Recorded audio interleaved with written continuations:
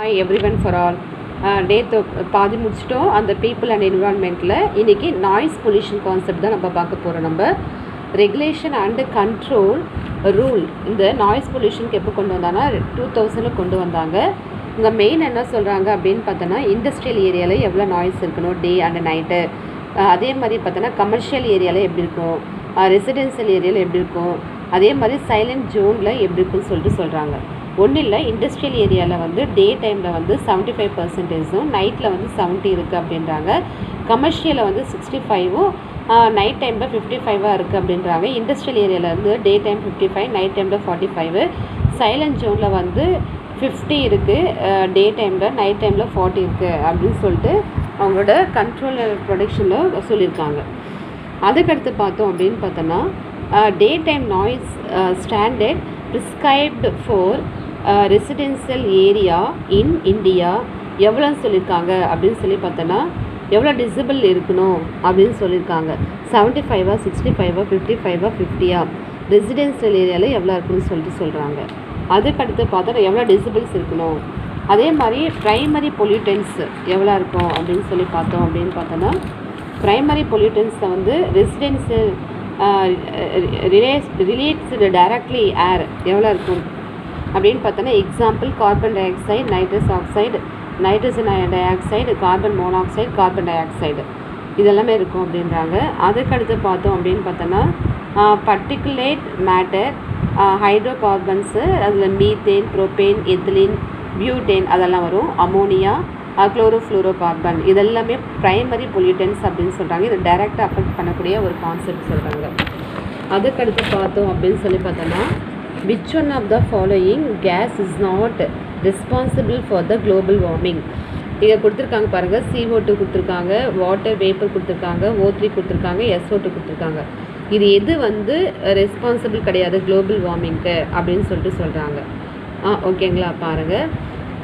இதில் வந்து பார்த்தோன்னா, which one of the following is not responsible for global warming அப்படின்னு கேட்குறாங்க. அதுக்கடுத்து வந்து பார்த்தோன்னா, NO, NO2, N2 கொடுத்துருக்காங்க. நைட்ரிக் ஆக்சைடு, NO1னா நைட்ரிக் ஆக்சைடுன்னு சொல்கிறோம், NO2னா நைட்ரஜன் டை ஆக்சைடுன்னு சொல்கிறோம், N2O நைட்ரஸ் ஆக்சைடு சொல்கிறோம். இது பேஸ் பண்ணி கொஷின் கேட்குறாங்க பாருங்கள். Which of the following is not a green house gas அப்படின்னு கேட்குறாங்க. NO2 கொடுத்துருக்காங்க, CO2 கொடுத்துருக்காங்க, வாட்டர் வேப்பர் அண்டு மீத்தேன் கொடுத்துருக்காங்க. எது கிடையாது அப்படின்னு சொல்கிறாங்க. அப்போ நம்மளுக்கு nitrous, NO2, CO2, water vapour எதுன்னு கேட்குறாங்க. இந்த ரெண்டுமே கிடையாது, நைட்ரஸ் ஆக்சைடு மட்டும்தான் நம்மளுக்கு ஆன்சர். அப்போ இது கொடுத்தாலும் தப்பு தான், இது கொடுத்தாலும் தப்பு தான். அப்போ NO2 தான் answer. Next, how many national park are there in Tamil Nadu. தமிழ்நாட்டில் மொத்தம் எத்தனை நேஷ்னல் பார்க் இருக்குது அப்படின்னு சொல்கிறாங்க. மொத்தம் வந்து பார்த்தோன்னா 5 நேஷ்னல் பார்க் இருக்குங்க. அதுக்கடுத்து எக்ஸ்பெக்டட் கொஷின்ஸ் வந்து ப்ரீவியஸ்லேருந்து என்னென்ன கொஷின்ஸ் கேட்டிருக்காங்க அப்படின்னு பார்க்கலாங்க. Which one of the following water pollutants is responsible for blue body syndrome. Blue body சிண்ட்ரோமுக்கு எது ரெஸ்பான்சிபிள் இருக்குதுன்னா, நைட்ரேட் தான் ரெஸ்பான்சிபிளாக இருக்குங்க. Which one of the following is legally binding climate agreement has effectively replaced அப்படின்றாங்க. கைட்டோ ப்ரோட்டோக்காலுக்கு எதுன்னு கேட்குறாங்க. Paris climate accord இது எப்போ ஸ்டார்ட் பண்ணாங்கன்னா, 2015 டிசம்பரில் United Nations framework conventions on climate அந்த ஒரு பேஸ் பண்ணி தான் இது பண்ணியிருக்காங்க, வேறு எதுவும் கிடையாதுங்க. நெக்ஸ்ட், அதுக்கடுத்து பார்த்தோம் அப்படின்னு பார்த்தோன்னா, காம்பனன்ட் அக்கார்டுன்றது என்ன அப்படின்னு பார்த்தோன்னா, இது வந்து எதுக்கு யூஸ் ஆகுதுன்னா, ஓசோன் லேயர் டிப்ளீஷன் பண்ணுறதுக்கான ஒரு கேட்டகரிக்காக யூஸ் ஆகுது.